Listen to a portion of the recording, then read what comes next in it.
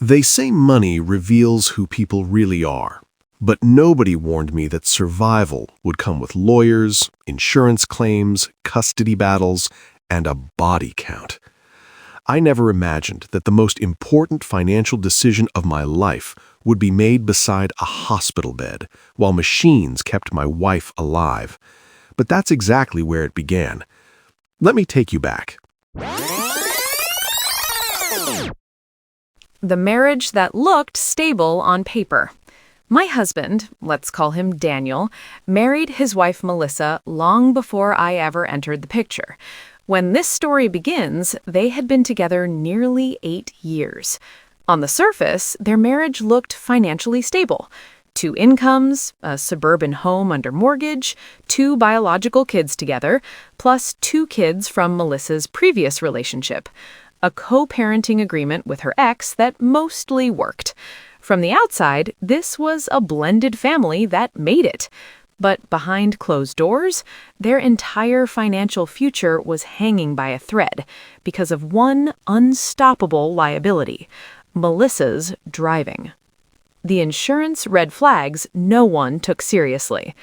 Melissa had already totaled 2 cars, had her license suspended once, triggered 3 massive insurance premium increases, and been dropped by one insurer entirely. Every accident drained their emergency fund. Their auto insurance alone crossed into luxury car territory, even though they drove basic family SUVs. Daniel tried everything: defensive driving courses, dash cams, switching to higher deductibles, even offering to pay for ride shares. But Melissa refused. She'd say, "I like driving." What she actually meant was, "I refuse to give up control." The accident that changed everything. One summer afternoon, Melissa was stopped at a red light with all 4 kids in the car. Her youngest dropped a pacifier. Instead of pulling over, instead of asking for help, instead of putting the car in park, she twisted around in the driver's seat. Her foot slipped off the brake. The light turned green, and a truck slammed into her side. Financial impact. No one talks about this part. $78,000 in hospital bills, $19,000 in uninsured medical costs, 3 months of lost income, another totaled vehicle, insurance premiums doubled again, and a lawsuit narrowly avoided. Only one miracle happened. The children were physically unharmed. Melissa was not. The ultimatum that sounded like love, but was really about risk.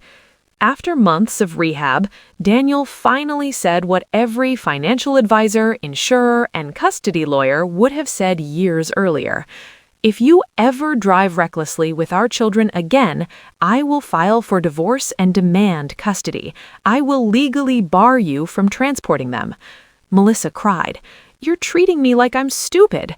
Daniel answered, "No, I'm treating you like a liability." Even her ex-husband, father of her older kids, stood with Daniel. Even her own parents sided with him. Because love doesn't out-argue probability, and the probability was clear. Melissa would crash again.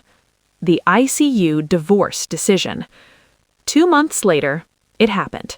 Single vehicle crash, no kids, critical injuries, ICU. And while Melissa lay unconscious, attached to machines, Daniel was sitting in a law office, filing for divorce, filing for emergency custody, filing for restricted visitation, filing for financial protection motions. Because legally, if she killed herself, or worse, the children, he would be financially responsible too. People judged him. Heartless, they said, but nobody was offering to cover the medical bills, or the lawsuits, or the orphaned children. When the courts finally agreed.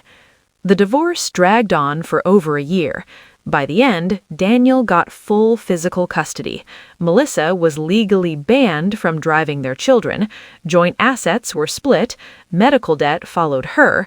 Insurance companies classified her as high risk for life. Daniel still loved her, but love doesn't out-argue actuarial tables. The last accident that no lawyer could stop.